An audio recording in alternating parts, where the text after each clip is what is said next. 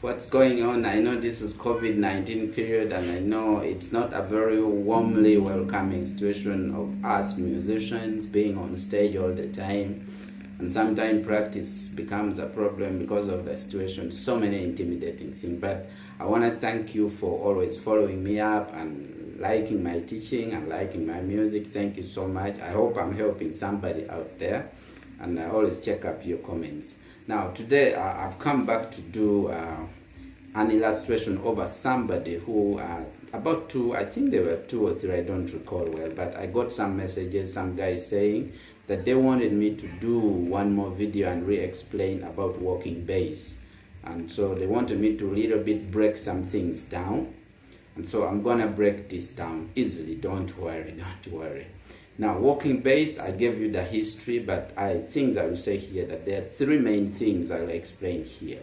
We walk using chord tones. Those are notes that makes a chord. For example, C dominant, C7. The chord tones are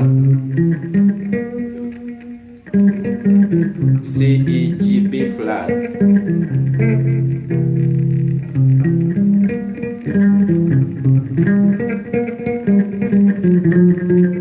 So that's a chord tone. Then number 2, we use scale tones. Scale tones are notes that form the major scale.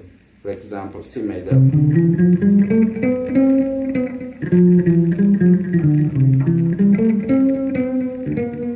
But some scale tones take us to another point I would talk of, like chromatic. We also use what we call chromatic movements. For example, I'm moving from C, I want to go to F.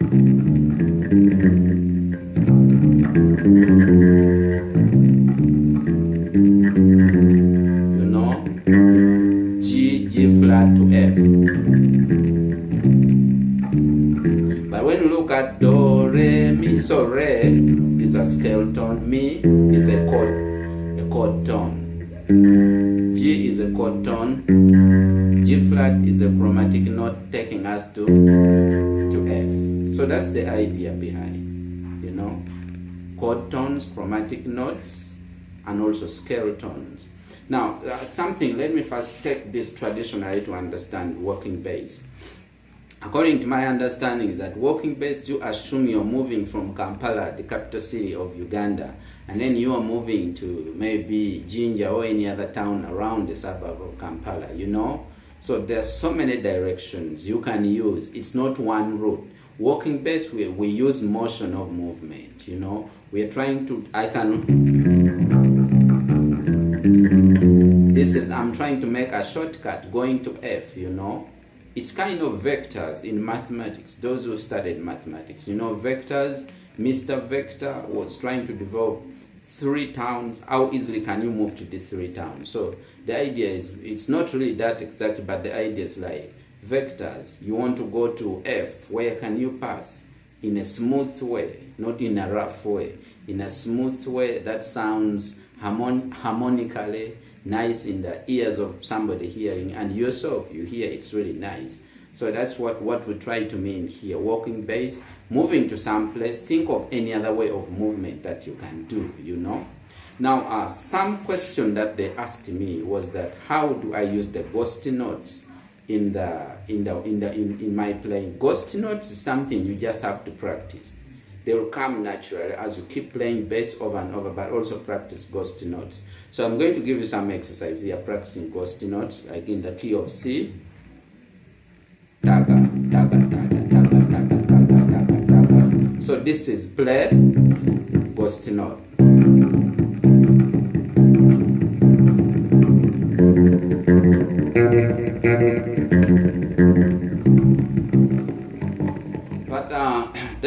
can do that over and over. You can practice over the fretboard, and you practice ghost notes. Daga, daga, daga, daga, daga, ghost note, daga, ghost note, daga, ghost note. Something deep I will explain to you.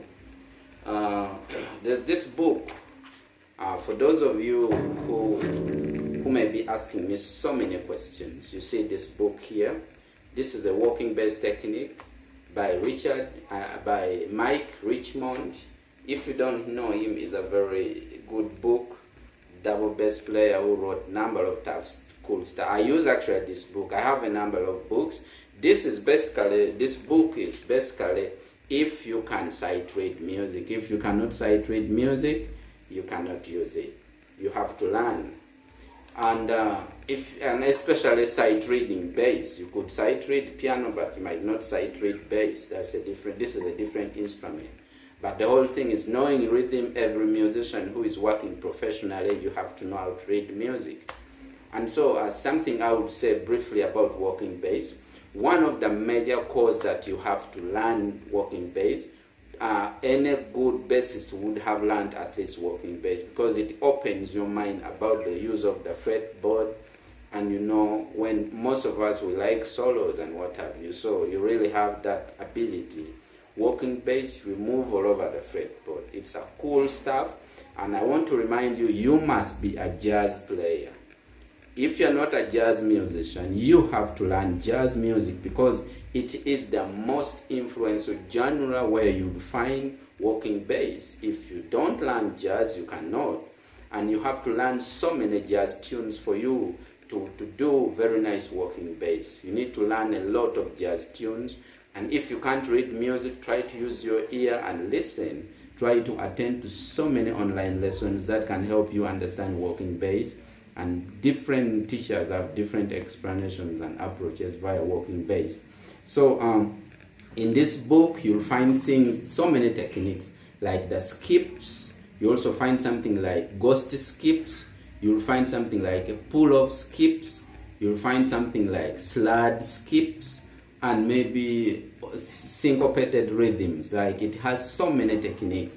Like when you hear me walking, I'm trying to apply all those techniques, you know.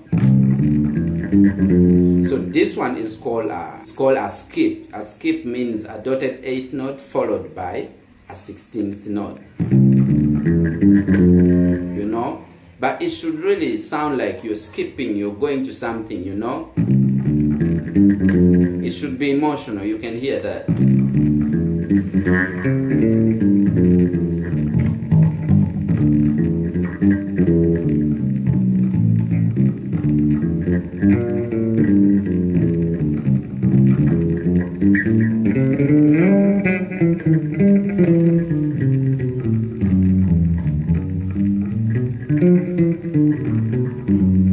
You know, I'm just trying to play around with the bass, but I'm trying to show that is something you'll hear a lot of times in the walking bass. So that is one. I was trying to show you that what some of you are hearing, like ghost notes, I'm also using. There's also ghost skip. So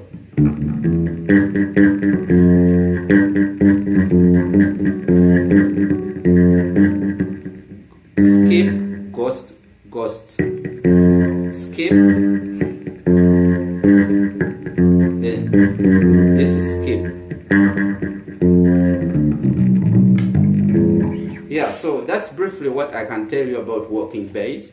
And very many lessons I'll teach again more of walking bass. But there are people I want you to listen to. My favorite walking bass players, where I have Paul Chambers, Ray Brown. Of the recent, I deal much more with John Pattucci.